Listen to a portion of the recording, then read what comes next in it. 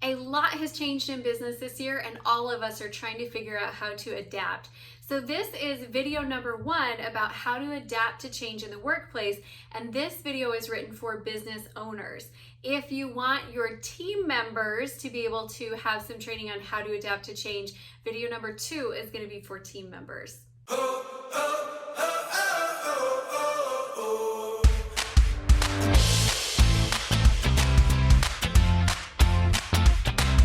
Hi, I'm Amy Walker, Client Acquisition Specialist. My job is to help you find the simplest, most cost-effective ways to be able to consistently find your dream clients. And we have had to do a lot of changing in the year 2020 for our businesses. I don't think I can even fathom another time where we've had to do so much changing as small business owners.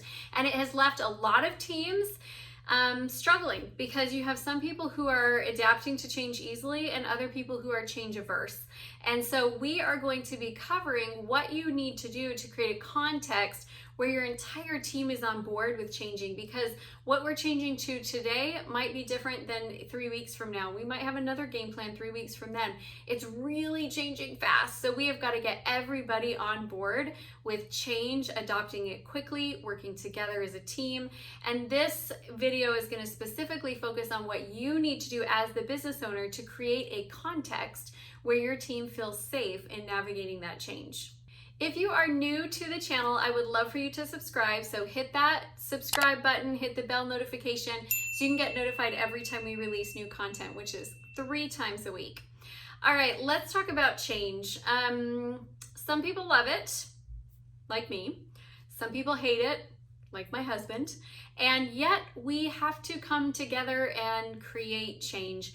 There is an inherent disconnect between business owners and team members because the business owner is primed to like change. They want innovation, they want progress, they want to find more efficient ways to do things. Loving change is an entrepreneurial quality. And there's a reason why your team members are not business owners. They're not entrepreneurial minded. So what the team likes is they like safety, they like stability, they like consistency, they like support. If something worked before, they like the comfort of being able to do that again because they know that they're good at it. They know that they know how to do it. And when you change, it kind of like pulls the rug out from under them. So what we're going to break down is the process by which you introduce change and enroll people into the change and roll out the change so that you can get everyone on board with you. So this is a process that I cover in my book, Walk Your Talk, Take Ownership and Lead Like You Mean It. And you're welcome to go pick it up. I'll leave a link in the comments below. And it really walks through this process of navigating change. The most important place to start when we are implementing change is on selling the destination. So I want you to think about the longest flight that you've ever been on. Mine was flying to Moscow. It was a really long flight, although actually Atlanta to Hawaii was also a really long flight. When I was planning both of those trips, nowhere was I focusing on all of the pain and discomfort of the travel. I was focusing on, I was going to Moscow, Russia. I was going to there is a Moscow, Idaho, in case you didn't know. I'm not talking about that one. I was focusing on going to Hawaii for the first time. And so when we're traveling, we don't tend to focus on the discomfort of travel when we're trying to convince people to go with us. We focus on the destination. And we have to do the same thing when we're implementing change. Instead of talking about, okay, we got to change this, and then guys, we got to adjust how we do this, and then guys, we got to adjust how we do this. What you're going to do is focus on the destination. Here's what we're creating as a team, guys. We are creating a context in which our clients are going to feel safe coming into our space. We know them, we love them, they love us. We need to get them back in and back doing business together. And so we are going to be focusing on creating a really great context that feels safe, welcoming, and inviting for our customers. That is selling a destination. Get everyone on board with that idea before you start telling everybody what you want them to change. If they're sold on the destination, it's going to be a lot easier for them to be willing to make those adjustments with you. The second tip is for the business owner to set the intended outcomes. You as the business owner get to decide what you want at the end of the change. So just this morning, I came up with this really great shift where if we tweaked a couple of things in our business plan, we could accommodate more clients without increasing the workload overall, okay? So that's a change that I want to make. Now, if I go in and I start saying how it needs to happen and implementing, like dictating every step of the process, my team members are not going to be as on board with this. So I get to go in and say, guys, this is the objective that I would like to create, and I want us to be able to do this. I set the objective. What that allows is it allows my team to be able to step into taking ownership of ideas and processes and strategy. Otherwise, I will be forever dictating what everyone has to do, and they won't feel like they can come up with ideas and plans on their own because they're so used to being fed them all the time. I have made this mistake as a leader. I absolutely have made this mistake, and to be honest, it's kind of painful because I got to the point where I felt like all I ever did was tell people what they should do. Everyone was coming to me with decisions all the time, which, by the way, making decisions takes a lot of mental power. So it's kind of exhausting. I wasn't being able to use that creative energy towards the things that I wanted to create on. I was just solving everyone else's problems. And I was putting out fires, and nobody felt like they had authority to go out and generate outcomes. So you set the intended outcomes, and then you let your team rise to the occasion to fill the gaps and figure out how we're going to get it. The third thing you're going to do is to create a skeleton plan. So the skeleton plan is you kind of coming up with what are your specific ideas that you have? Again, we're letting the team come up with the full plan, but we are going to contribute a skeleton plan so that they can see where our mind is going.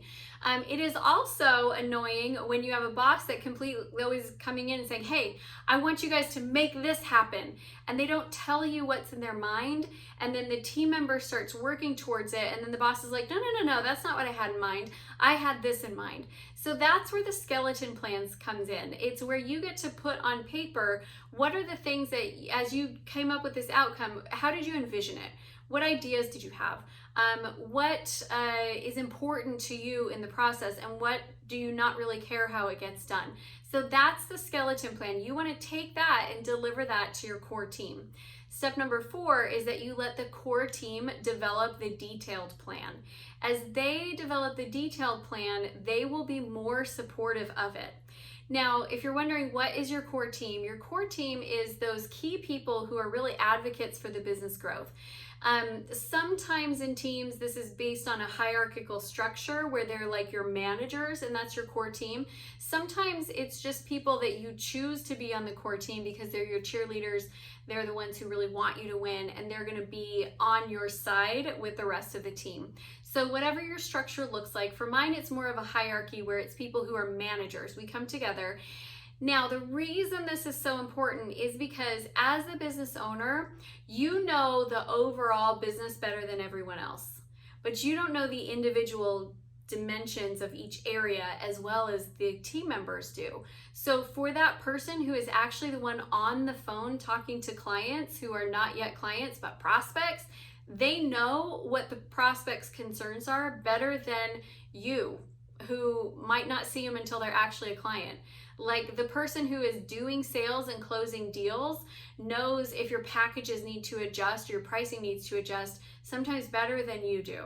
So you've got to be willing to take feedback from multiple different people in order to create a plan that works. Otherwise, what happens is you create a plan and you structure it out. Your team wants to support you. I mean, if you've got a team that's invested in winning together, they want to support you.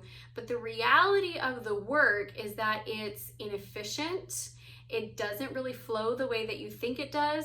And so they are very frustrated in that process because they want to give you what you want, but there's a better way to get there. So great. Let's find that better way from the beginning, and let's get everybody to come together with their best ideas, bring them all to the table, and then let's structure and let's put together a plan in place so that they can be more invested in the outcome.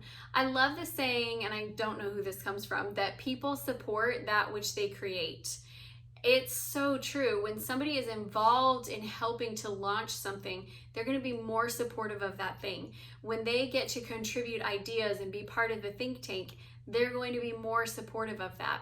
This is really important because our next step is that we're going to actually have that core team help to present the change to the company.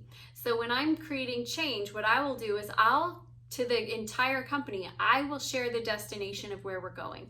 I'll share the vision, I'll share the why, I'll share the mission, I'll share the passion, but then I let my core team come in and talk through the process. There's a few reasons for that. Number one, I want multiple people being involved and showing this united front, like we're all in the same place together. Number two, there are people on my team, even though I have a small team and we're really tight knit, there are people on my team who are more comfortable telling the managers a flaw that they see than they are coming and telling me the flaw that they see. And so when it's presented by the managers, it creates more conversation. There's more questions that move. There's just more flow there. The other piece of that is I really want them seeing that it's not just me. Like I want them these managers and this core team, I want them advocating for this new change and for this new process.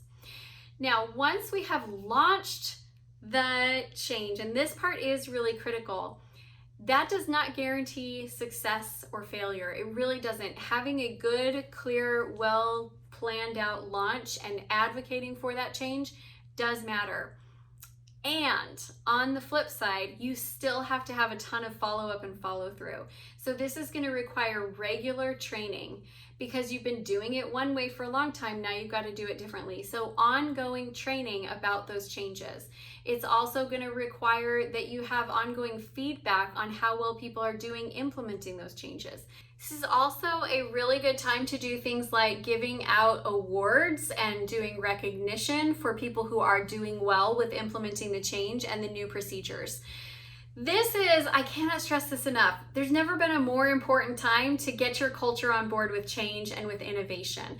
And it really is a cultural piece. And so you might want to look at your core values as a company and really analyze, do you have anything in the core values that talks about you guys being innovators and about you guys being adaptable and about you finding the best ideas and the best ideas winning? Those types of conversations create a context in the culture where people are understanding that change is the expectation, not the exception, and that change is positive. I always tell my team, like, we don't want to be Blockbuster, right? Blockbuster had the opportunity to buy Netflix and they were like, no, I don't think people want videos being sent to their home directly. I think they like coming out and, getting out of the house and seeing all their friends. I think they like the buying experience, and they passed on the change that was the wave of the future. You don't want to be that company. You want to be the company that's on the cutting edge, that's innovating, that's creating, and that is doing new and exciting things.